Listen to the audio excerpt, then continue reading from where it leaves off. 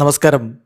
റാഫ്റ്റോ ക്രിക്കറ്റിലേക്ക് അവർക്കും സ്വന്തം ICC T20 world കപ്പിൽ ഇന്നലെ ഇംഗ്ലണ്ട് പാകിസ്ഥാനെ 2 വിക്കറ്റിന് പരാജയപ്പെടുത്തിയല്ലോ.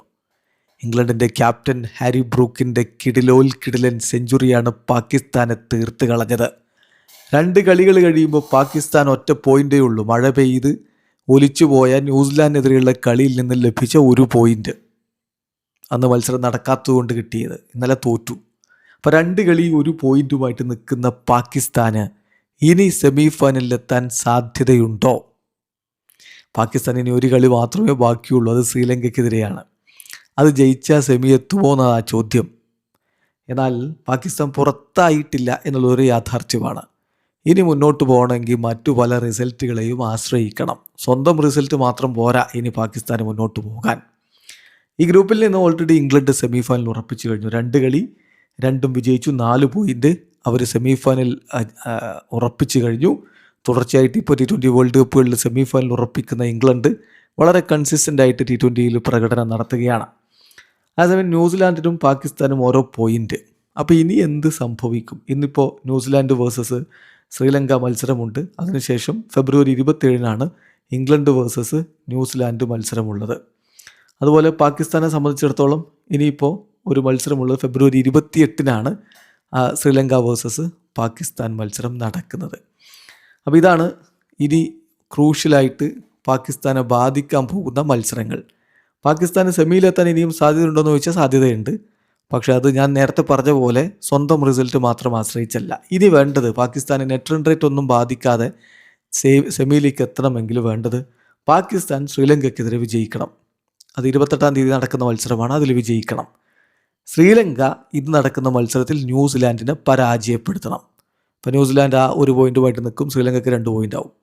then ഇംഗ്ലണ്ട് ന്യൂസിലാൻഡിനെ പരാജയപ്പെടുത്തണം 27-ാം തീയതി നടക്കുന്ന മത്സരത്തിൽ. അപ്പോൾ ന്യൂസിലാൻഡ് ഈ ഒറ്റ പോയിൻ്റ് തന്നെ നിൽക്കുകയും പാകിസ്ഥാന് 3 പോയിൻ്റ് ആവുകയും ചെയ്യും.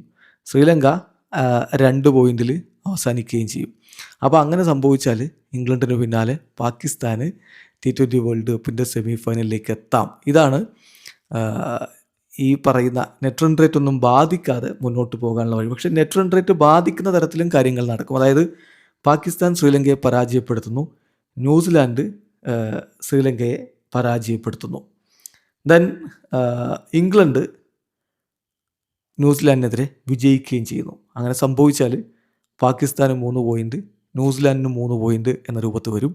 അപ്പോൾ പിന്നെ നെറ്റ് റൺ റേറ്റ് ആയിരിക്കും അവിടെ പരിഗണിക്കുക. അതിന് പാകിസ്ഥാനിലൊരു ഗുണം എന്ന് പറഞ്ഞാൽ ഈ ഇംഗ്ലണ്ട് ന്യൂസിലാൻഡ് മത്സരത്തിന് ശേഷമാണ് പാകിസ്ഥാൻ വേഴ്സസ് ശ്രീലങ്ക മത്സരം വരുന്നത്. 28-ാം തീയതിയാണ്. അപ്പോൾ നെറ്റ് റൺ റേറ്റ് ശരിയാക്കാൻ വേണ്ടി വേണമെങ്കിൽ ആ മത്സരത്തിൽ അവർക്ക് പരിശ്രമിക്കാനുള്ളൊരു അവസരമുണ്ട്. അതുപോലെ തന്നെ നെറ്റ് റൺ റേറ്റ് വരുന്നൊരു സ്ഥിതി എന്ന് പറഞ്ഞാൽ പാകിസ്ഥാൻ ശ്രീലങ്കയ്ക്കെതിരെ വിജയിക്കുന്നു, ന്യൂസിലാൻഡ് ശ്രീലങ്കയോട് തോൽക്കുന്നു. അപ്പോൾ ന്യൂസിലാൻഡിനെ സംബന്ധിച്ചിടത്തോളം പോയിൻ്റ് 1 തന്നെ നിൽക്കും.